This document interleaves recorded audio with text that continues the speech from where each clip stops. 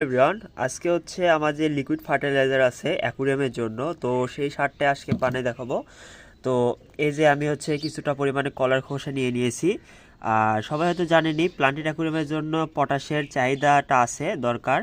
তো সেই কারণে কিন্তু আমি কলার খোসা থেকে যে পটাশ সারটা আছে লিকুইড ফার্টিলাইজার, তো সেইটা বানায় দেখাবো। তো এখন আমাকে যেটা হবে, কলার খোসাকে কুচি কুচি কেটে নিয়েছি এবং আগের থেকে যে ফার্টিলাইজারটা ছিল সেটাও আছে।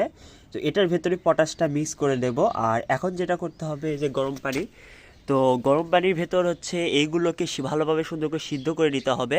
তারপরে কিন্তু এই সারটা তৈরি হবে। চলুন সিদ্ধ করা যাক। এখন এইগুলোকে আমি দিয়ে দিচ্ছি এর ভেতর।